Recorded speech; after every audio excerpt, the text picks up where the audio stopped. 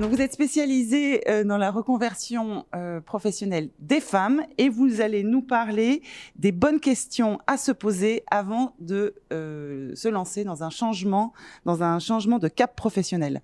J'aurai le plaisir de vous retrouver à l'issue de votre présentation pour partager les éventuelles questions que nous aurons sur le live. Voilà, je vous laisse la parole. Merci beaucoup.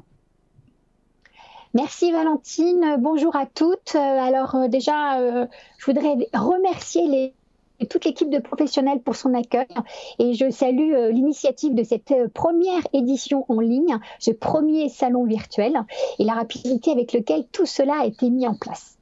Merci aussi à vous toutes pour votre présence ce matin. Donc, j'espère que le confinement se passe au mieux pour vous toutes. Écoutez, moi, pour ma part, j'habite Paris, mais là, on confine à la montagne. Donc, j'aimerais savoir, où est-ce que vous êtes ? Est-ce que vous êtes à la mer, à la montagne, dans une ville, dans un village ? Ce serait sympa de partager dans le chat. Et puis, le web n'a pas de frontières. Donc, la francophonie va bien au-delà de la France. Alors, est-ce que, si vous êtes loin, écoutez, merci de profiter de ce moment pour partager votre lieu de résidence de confinement. Alors, qu'est-ce qui fait que j'ai appelé ce workshop « Les bonnes questions à se poser avant de changer de cap professionnel ». Eh bien, j'ai choisi ce titre, car pour trouver la bonne réponse ou prendre une bonne décision, eh bien, il faut avant tout se poser la bonne question. Voilà. Donc, en parlant de questions, n'hésitez pas, vous posez toutes vos questions dans le chat, comme Valentine vous l'a dit. J'y répondrai avec grand plaisir à la fin.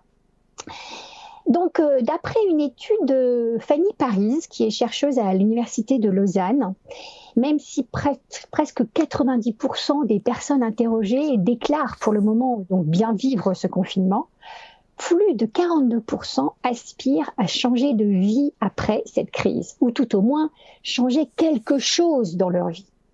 Alors, c'est vrai que les crises sont toujours l'occasion de faire un bilan, mais aussi l'occasion de rebondir, c'est l'occasion de prendre des chemins que l'on n'avait pas explorés avant.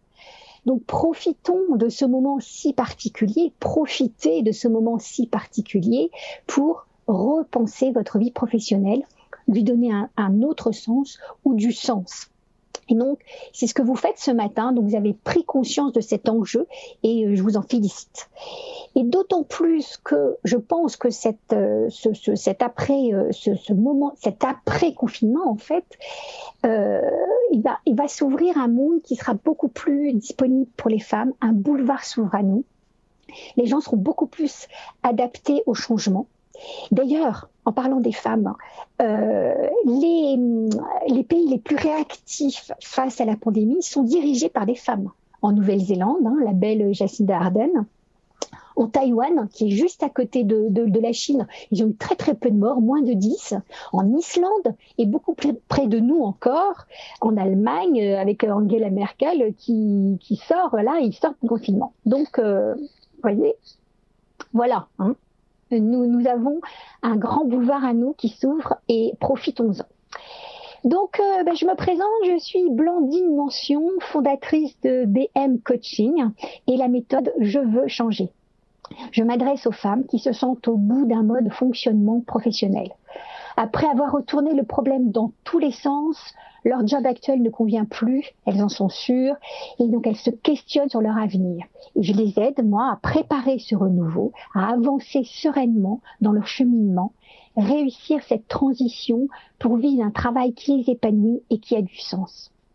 Parce que c'est vrai que cette envie de changer de cap professionnel, elle peut saisir n'importe qui, n'importe quand. Mais dans la plupart des cas, nous, particulièrement les femmes, on va rapidement étouffer cette envie pour qu'elle ne vienne pas perturber trop notre quotidien bien agencé. Alors, les bonnes excuses caracolent, et tant pis pour cette petite voix mécontente qui tente de se montrer. Mais finalement, tout ce que nous allons taire de nos fâcheries professionnelles, ça va finir par nous rattraper sous d'autres formes. On va être plus amère, on va être stressée, anxieuse, agacée, nerveuse. On va même pouvoir se décourager, se sentir démotivé. Et qui est-ce qui va en payer le plus ? Ça va être les gens autour de nous, nos familles, nos proches, parce que on sera pas bien. Donc, écoutez cette voix lorsqu'elle se pointe. Et si moi, je vous présente cet atelier aujourd'hui, concernant cette inquiétude que vous vivez, parce que moi aussi, j'y étais. Et franchir cet obstacle dans notre vie professionnelle, ça peut vous sembler difficile à réaliser. Mais effectivement, je vous félicite pour cette initiative parce que vous êtes là ce matin et donc vous avez pris une décision d'avancer autour de ça. Et je dirais surtout que écouter la voix de nos contrariétés quand elles se manifestent, c'est prendre soin de soi. Ça ne signifie pas non plus que vous allez totalement changer de métier. Donc, pour qui ça résonne, ça, prendre soin de soi, un pouce. Je pense qu'il y en a qui me disent, mais oui, c'est vrai. Donc, je me fais ce cadeau. Faites-vous ce cadeau, prenez soin de vous. Parce que finalement, on ne se connaît pas si bien que ça, pas tant que ça. On est perclus de contradictions. Pardon. Donc, c'est du bien de prendre cet espace pour soi, cette bulle, et de réfléchir exactement à ce vers quoi je veux aspirer. Avant de rentrer dans le vif du sujet, je vous partage juste rapidement un moment de ma vie professionnelle pour que vous compreniez ce qui, moi, m'a amené à accompagner ces femmes insatisfaites dans leur carrière. Mais parce que moi aussi, j'ai connu cette recherche incessante du travail qui me colle à la peau. J'avais arrêté de travailler pendant quelques années, pour prendre en charge donc l'éducation de nos enfants. On a connu plusieurs expatriations sur 3 continents. C'était presque comme un petit confinement professionnel pour moi. Et lorsque j'ai voulu retourner à la vie active, mon questionnement a vite pris le dessus. C'est-à-dire, mais pour faire quoi? Travailler auprès de qui? Donc, ce que je faisais avant dans la communication opérationnelle de marque, c'était un très bon job, certes, mais ça répondait plus du tout à mes attentes. Ça n'avait plus de sens pour moi, je ne me reconnaissais plus du tout dans cet univers. Alors me voilà avec ce besoin très fort de participer, de faire quelque chose, d'avancer, de contribuer. Mais comment? Auprès de qui? Quel secteur? Quel environnement? J'avais aucune réponse à mes questions. Donc peut-être que vous en êtes là, vous aussi aujourd'hui. Un pouce, un partagé, un emoji, ça résonne peut-être en vous. Vous en êtes là, vous vous interrogez pour aller où? Donc je continue. Donc moi à ce moment-là, j'étais dans cette impasse. Et puis j'ai assisté à une conférence sur le développement personnel. À ce moment-là, on habitait Genève et ça a résonné vraiment très très fort en moi. Donc j'ai embauché une coach et après plusieurs séances de coaching, quelques semaines de réflexion, je me suis décidée, j'ai suivi une formation d'1 an à l'Institut des neurosciences appliquées à Paris. Mais je tiens à préciser que j'avais vraiment très peu confiance en moi. Parler en public, pour moi, c'était impensable. Être visible sur le net, avoir mon propre site internet, mais presque inenvisageable. Donc, je partage ça parce qu'il y en a peut-être aujourd'hui qui sont attirés vers un métier, mais qui savent qu'il y a des compétences à côté qu'elles n'ont pas du tout et qui les freinent. Pareil, s'il y en a pour qui ça résonne, vous partagez, vous cliquez sur le pouce. Mais vraiment, je vous le dis aussi parce que tout ce travail, tout ce chemin, pour en arriver là, pour être là avec vous aujourd'hui, ça a été guidé par ma sensibilité naturelle pour l'humain, par ma volonté de participer à la société active, par cette envie de faire quelque chose que j'aime. J'avais ce besoin très fort de me sentir utile. C'était important pour moi et pour me sentir utile auprès des autres. Donc, vous voyez, j'ai quelques émotions qui me viennent pour vous dire que ça a été un chemin. Donc, je me suis fait ce cadeau. C'est tellement important. Donc, faites-vous ce cadeau. Celles pour qui ça résonne encore, partagez. Faites-vous ce cadeau. C'est tellement important. Surtout nous, les femmes, où on a quand même tendance à passer les dernières. D'abord, nos enfants, nos maris, nos proches. Et donc, non. On se fait ce cadeau, on prend soin de soi et on y va.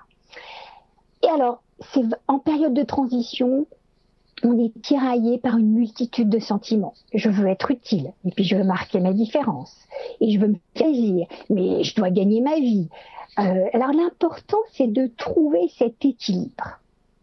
Donc posez-vous, ça va être une des premières questions, posez-vous cette question. Si je reste dans la situation professionnelle dans laquelle je suis aujourd'hui, si je reste dans le même secteur, si je ne change rien, qui suis-je en train de devenir? Si je ne change pas de job, qui suis-je en train de devenir? Ça, c'est la première question. Parce que si on change, c'est a priori pour aller mieux, parce qu'on aspire à une carrière plus épanouissante, et vous avez raison, plus en phase avec soi-même. Donc, ma deuxième question, c'est de quoi, quelles sensations, quelles expériences, enfin, de quoi est-ce que j'ai vraiment, et le vraiment, je le mets en capital, hein, de quoi est-ce que j'ai vraiment, vraiment envie pour ma nouvelle trajectoire professionnelle. Vraiment envie. Et allez chercher, puiser au fond de vous-même ce que vous avez vraiment envie. Donc, je vous parlais tout à l'heure que l'important, c'est de trouver cet équilibre. C'est possible de le trouver. Donc, l'équilibre, il faut le trouver entre ce que vous aimez, hein, ce pourquoi je suis douée, ce qu'on peut appeler presque une vocation, ce qui va me rémunérer, où est-ce que je peux gagner de l'argent, et aussi dans lequel je peux contribuer, ce qui est mon but, hein, et ce qui a du sens pour moi. Donc déjà, on va partir sur ce pourquoi vous êtes doué. Plus un métier vous ressemble, plus il a de chances de vous rendre heureuse. Je pense que ça va résonner, vous êtes d'accord avec moi, hein, un pouce. Plus un métier... Mais c'est peut-être pas... ça peut peut-être sembler simple comme ça, mais c'est peut-être pas d'une évidence pour tout le monde, mais recherchez un métier qui vous ressemble, parce que vous serez plus heureuse dedans et plus épanouie et meilleure. C'est vrai que la passion est importante, mais néanmoins, elle a besoin de structure pour vivre et elle a besoin de structure aussi pour se développer. C'est pas uniquement un métier passion qu'il faut chercher. Si ça l'est, très bien, mais c'est pas nécessairement par là qu'il faut regarder. Hein, et ne pas penser non plus, quand vous êtes dans la quête de qu'est-ce qui me ressemble, ce que j'aime, ne pensez pas encore à l'étiquette professionnelle. On y reviendra plus tard. En quoi est-ce que je suis bonne? Question. Où est-ce que l'on me reconnaît des compétences? Sur quoi est-ce qu'on me demande des conseils? Qu'est-ce que je fais sans réfléchir, avec évidence, dans lesquelles je me sens bien? Dans quelle action je me mets, dans quelle activité je suis où le temps file à toute allure? Notez tout ça. Je vais prendre un exemple qui est très basique et très simple. Je vais vous expliquer comment vous pouvez tirer le fil. Par exemple, si c'est cuisiner, aimer cuisiner, ça peut être une des choses que vous aimez faire. Pourquoi est-ce que j'aime cuisiner? Parce que j'aime donner du plaisir, j'aime la qualité, j'aime des choses simples, j'aime partager, j'aime rassembler les gens, je peux être créative. Voilà. Vous voyez, je donne la cuisine parce que je pense que c'est assez fédérateur et que plusieurs d'entre vous pourraient vous faire reconnaître.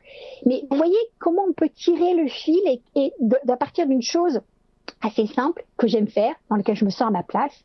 Voilà, tout ce qui peut venir. Donc, dans un premier temps, se concentrer dans ce que je pourrais faire tout le temps, facilement, avec aisance, et pour lequel on me demande des conseils.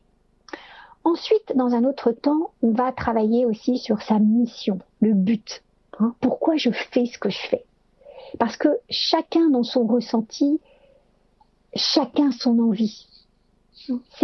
Nous sommes toutes uniques. Nous sommes une combinaison unique de nos sentiments, nos émotions, nos expériences, nos désirs. Donc, pour ma part, moi, c'est important de me sentir utile. Et pareil, je pense que d'autres, pour qui ça résonne, sentir utile. Un pouce. Moi, quand je fais un accompagnement, je me sens utile, je me sens à ma place.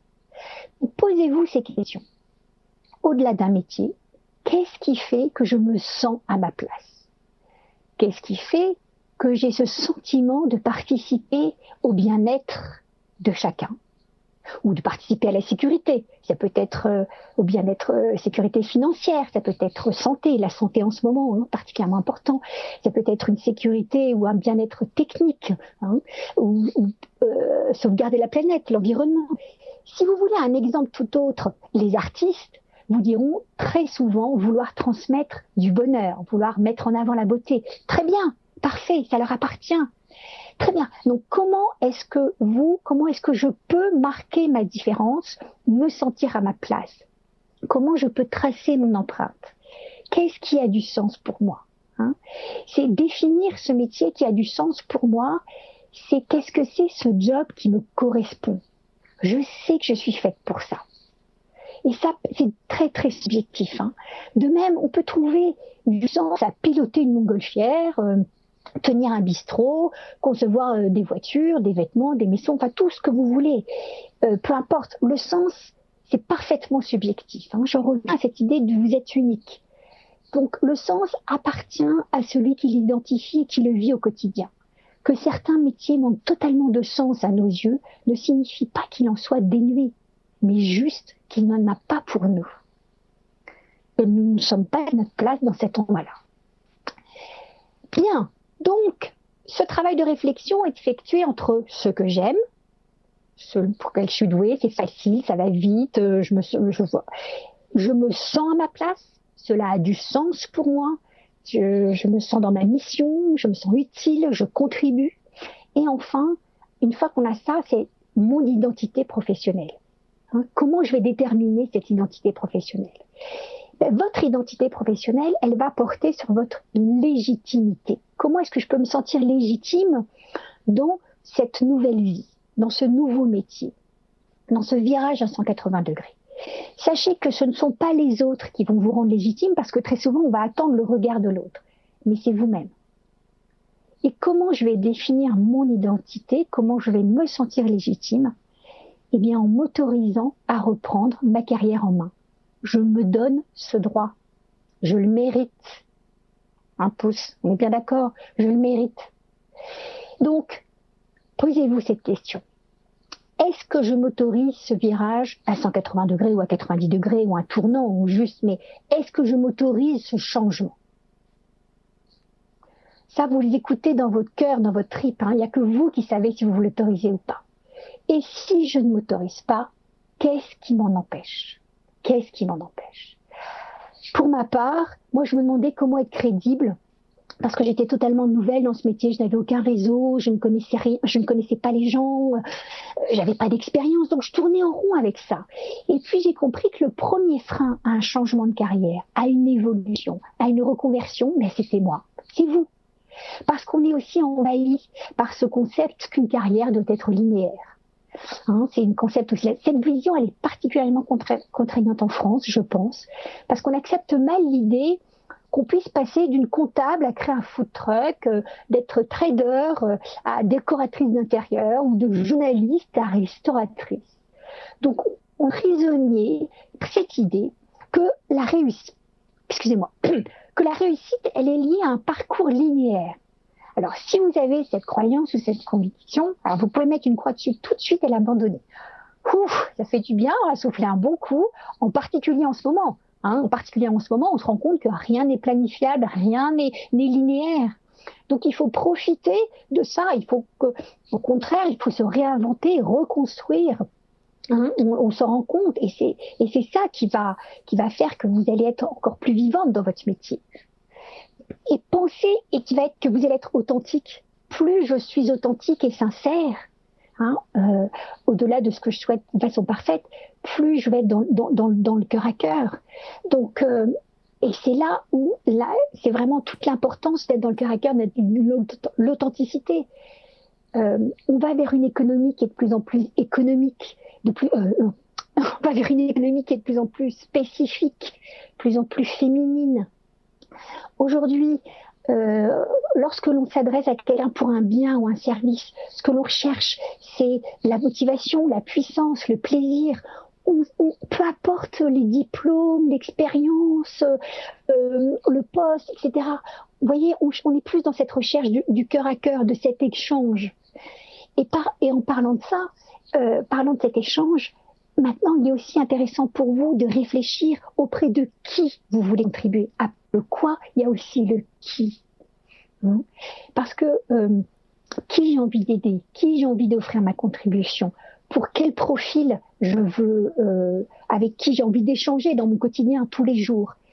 Parce que pour avoir ce profil type, ça peut être des enfants, des adolescents, des étudiants, des personnes âgées, des femmes, des professionnels, des particuliers, des familles, des citadins, des sportifs, des artistes, des bricoleurs. J'en donne plein, des amoureux de la nature. Ça peut être très très large comme très très petit. Mais effectivement, ça compte énormément parce que plus vous serez dans quelque chose de plus précis, de plus organisé, de plus concis, plus vous allez vous reconnaître entre vous-même. Ça va être un des éléments aussi fondateurs pour vous de votre carrière. Parce que vraiment, d'être animé dans votre idée, d'être passionné, il y aura plus de résonance. Ça répondra plus à votre engagement. Et vous comprendrez bien quel est votre rôle dans votre société. Donc voilà. Donc écoutez, voilà pour ce qui est de la globalité de ce que je voulais partager avec vous ce matin. Et avant de répondre à vos questions, je vais moi-même vous en poser encore deux qui sont importantes, qui j'espère vont vous aider à avancer. D'abord, c'est quel est le projet que vous pouvez commencer dès aujourd'hui à vivre, mettre en place, expérimenter, qui vous rendra si heureuse et si fière de vous dans un an. Le confinement, dans l'histoire, ça va être une date historique. Donc, qu'est-ce que je peux commencer dès aujourd'hui en mars-avril 2020 dont je serai si fière en mars-avril 2021. Donc, si vous voulez partager dans le chat, vous êtes les bienvenus. Et ma deuxième question est, quelle est la première action que vous allez mettre en place aujourd'hui pour amener cette réalisation dans votre vie? Quelle est la première action que vous allez mettre en place aujourd'hui pour amener cette réalisation dans votre vie dans un an? Alors ça peut être envoyer un email, passer un coup de fil, aller à la chambre des métiers me renseigner, recontacter un collaborateur qui est sur un secteur qui m'intéresse.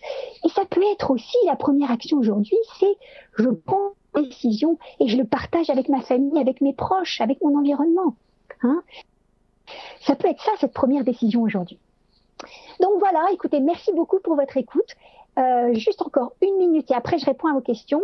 Je souhaitais vous dire que moi je propose des séances offertes que vous trouverez sur mon site. Donc l'adresse de mon site est sur Professionnel.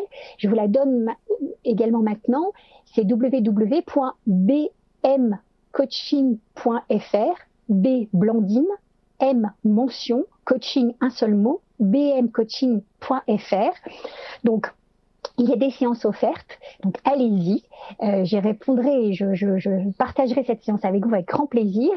Et aussi, pour celles qui voudraient s'engager pour un process coaching, pour les 5 premières de profession L, je fais une remise de 20% sur un accompagnement avec moi. Voilà. Donc, merci beaucoup pour votre écoute.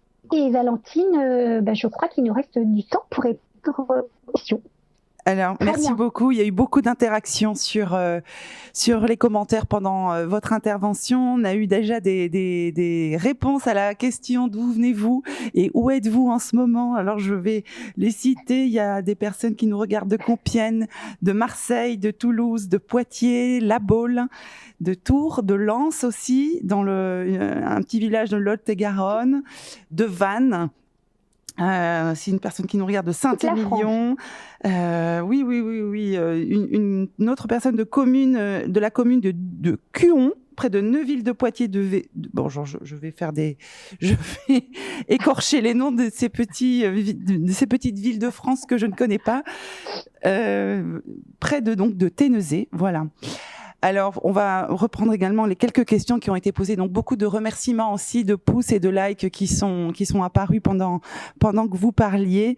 Donc, on a une personne qui vous... Merci. Alors, attendez, je vais retrouver la question. C'est Adeline qui se demande, qui pose la question, comment faire lorsqu'il y a plusieurs pistes, parfois vraiment très différentes, et que l'on n'arrive pas à faire le tri dans nos options? Des enquêtes métiers peut-être, des expériences courtes, qu'est-ce que vous pourriez conseiller?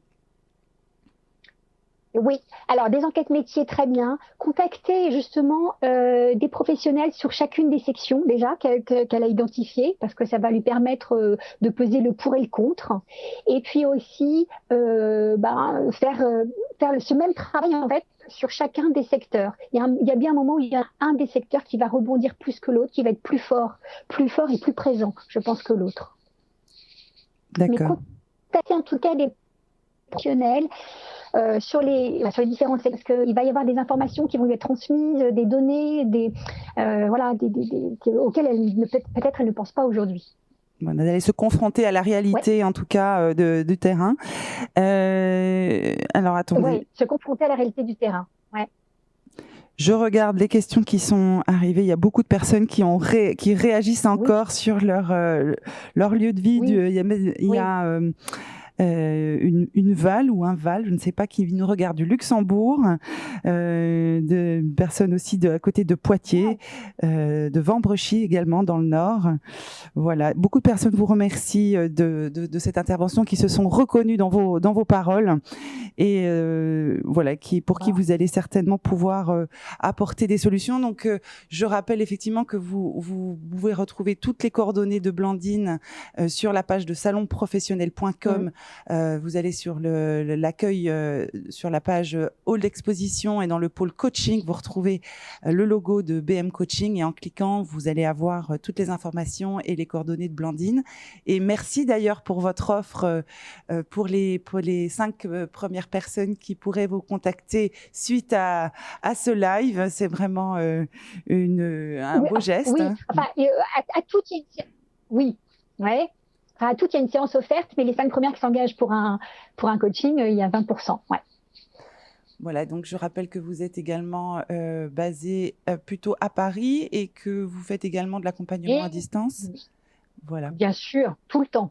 J'ai des clientes sur toute la France. Ouais. D'accord. Merci beaucoup, Blandine.